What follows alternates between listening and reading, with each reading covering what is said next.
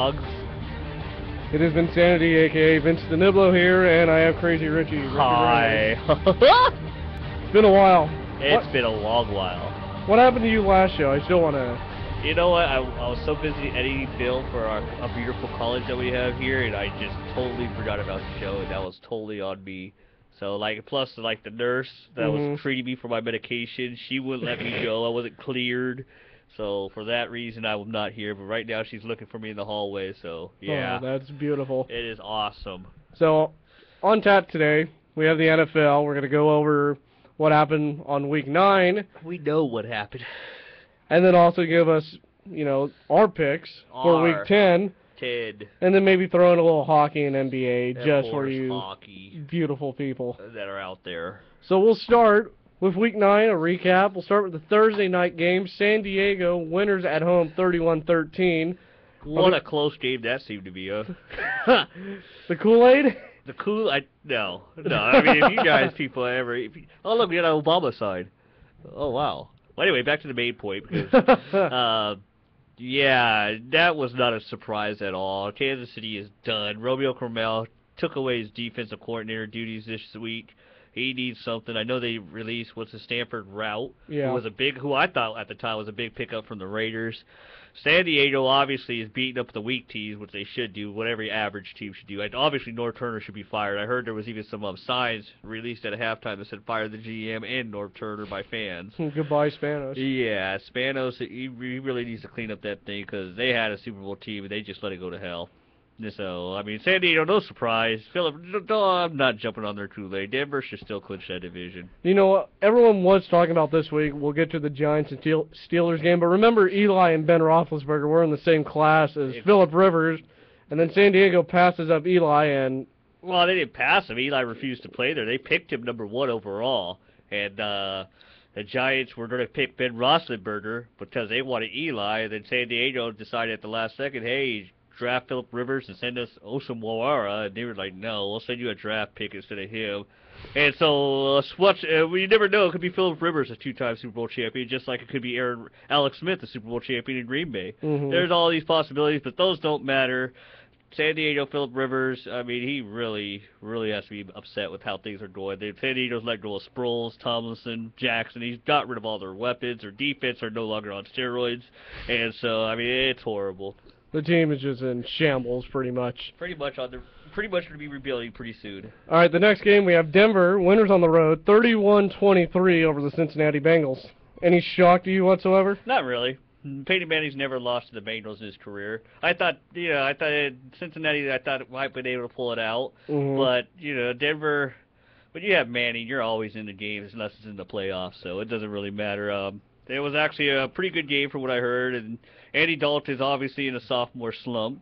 He's not doing as great as he can. The defense ain't that great, but no matter what, they still got the Raiders' second-round pick coming this year, or next year, actually. So, I mean, their defense is going to get better. That team is going to get better because the offensive weapons are already there. But then again, like I said, Manning, he's accurate. He's Manning. He had Eric Decker. What was that name? Demarius Moore. Yes, that offense is starting to come alive now. Yeah, exactly. They found their rhythm, and they got Brandon Stokely, who's always played with Manning almost his whole career. So, I mean, that team is just... The offense is there. The defense just needs to start carrying them as well. All right, the next game, no shock here. Baltimore a winner in Cleveland, 25-15. Cleveland still has the problems. Even though Baltimore loses Ray Lewis for the year, they still can win games. Oh, they can, but, I mean, this game was actually a lot closer than what that score says. Cleveland actually was winning for a minute there, 15-14. And then Cleveland does what it does best. This Cleveland team really is a very young team, and a lot of people got to understand that. This team is actually they're on their way, it looks like. Honestly, young teams always lose the games they should win. And this is one of them, obviously, again. Cleveland's actually beating some good teams.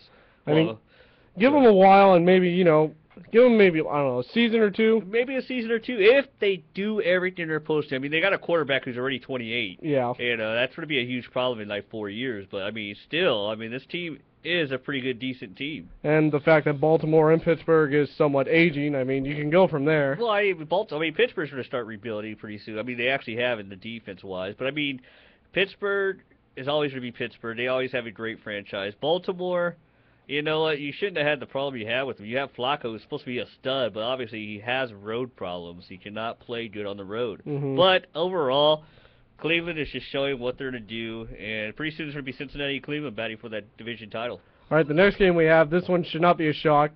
The Packers winners at home, 31-17 over the Arizona Cardinals, and it feels like Arizona is finally falling apart. They don't have a quarterback, and they don't have a line, they don't have a running game. All they have is Fitzgerald on offense.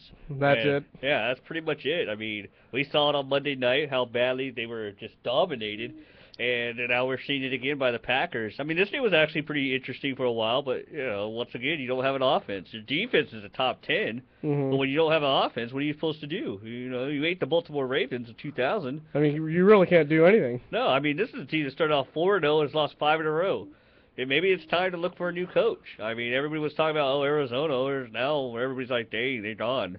Pretty much done. They still have that defense. I mean, it still works simultaneously, but it depends who they play. I mean, come on, they play the Niners, great offense. They play the Packers, they always have that great offense. I mean, well, I mean, they're in the NFC West now, and that's a defensive division, and you know, I mean, the Seahawks, they have Marshawn Lynch, who has guaranteed almost 100 yards. Russell Wilson's always going to win at home. It looks like he's played stellar at home. And then you got the Rams, who have a good defense as well, and a better offense to me than Arizona does. I mean, Bradford's a better quarterback than Stellington and Kolb altogether. But then again, we don't know, because Kolb is out for a while. He was winning with them. So maybe when he comes back, they might be able to get on their winning ways. But obviously, we've proven now Stellington is not the answer, as they thought everybody kept thinking he was. And we'll see what Kolb does when he comes back. And we'll see in the future. Houston, a winner at home against Buffalo. No shock here. 21-9 being the final. It was actually a close game. You know, it wasn't as put away as it was before. Buffalo actually kept it close. Mario Williams coming back to Houston, and he got a sack and a couple tackles. But once again, you got Schaub in that offense. You know, the Buffalo defense finally played to what they were supposed to be playing. You know, Houston has a great high-powered offense, and Buffalo finally shut that team. They showed that they can be shut down. The Packers did it once with their weak defense, and now, you know, anything's possible in the AFC. And Buffalo, Ryan Fitzpatrick, obviously not the answer. They need a quarterback. Most of these teams need QBs. Yeah, you know, I like Fitzpatrick, but he obviously is not the answer. All right, next game we got on tap. If this ever loads, I pretty much just lost it. That sucks. That's awesome. Oh, here we go. The emotional game of probably the whole season. Indy, a winner, at home, 23-20. Their coach, who obviously dealt with the whole cancer, he comes into attendance, gives a emotional speech after the game, after the win. I mean, what can you say about this Indy team? Nothing. You really can't? No. No, this wasn't the emotional game for me. I mean, obviously it was emotional. I'm not going to say that it wasn't, because this guy has beaten cancer, and that's awesome. You know, I hope no one I know ever has that disease.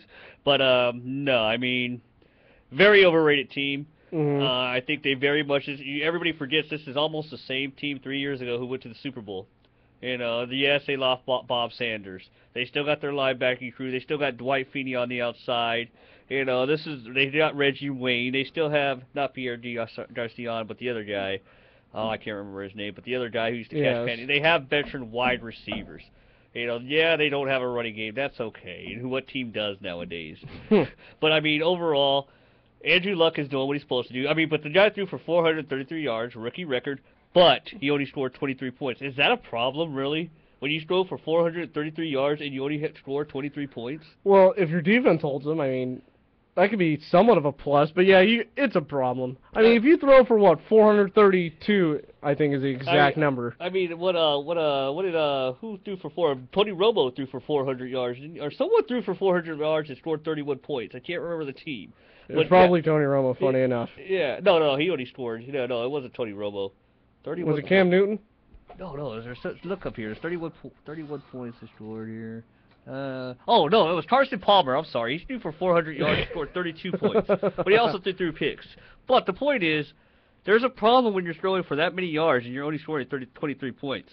You know, yes, you got the win. Congratulations. But like I said, this team is the same team who went to the Super Bowl. Not exactly the same team, but pretty much the same team who went to the Super Bowl.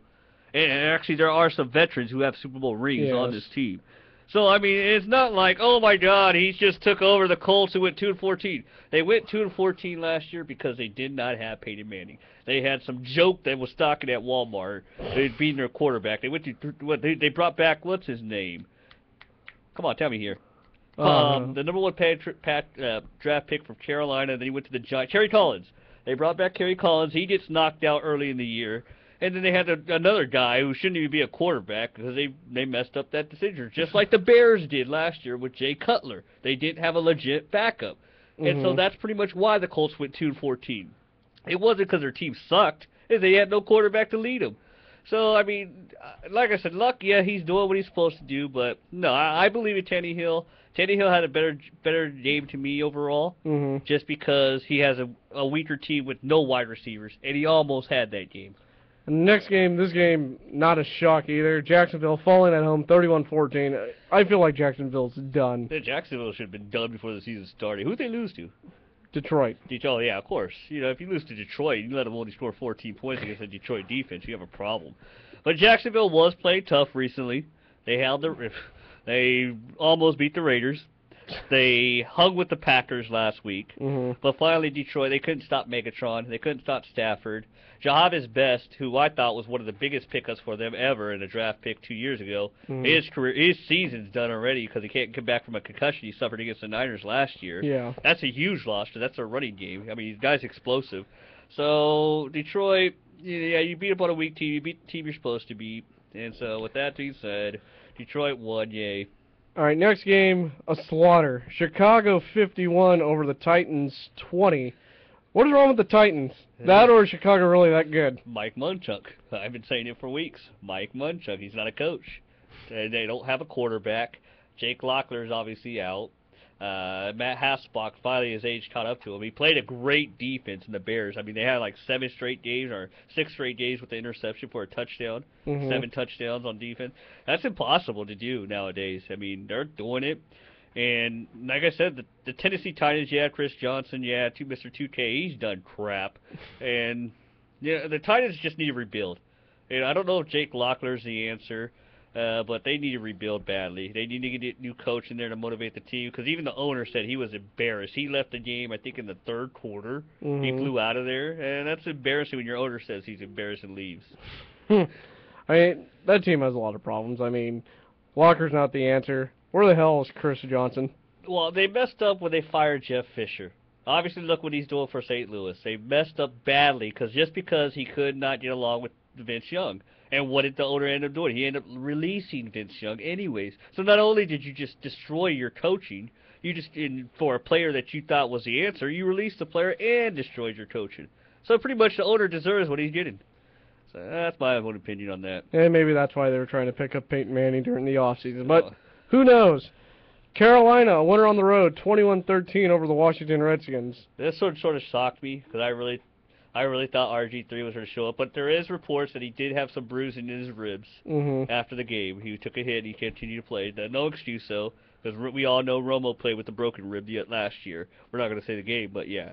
RG3, I don't know if it's the team has lost finally faith or if he's trying to pressure too much since his big explosive year. But something's happened with the Redskins. This is a game they should have won, especially since they were at home. Obviously, Cam Newton, he finally got a touchdown pass to Steve Smith. He outperformed RG3 all the way. Both former Heisman winners.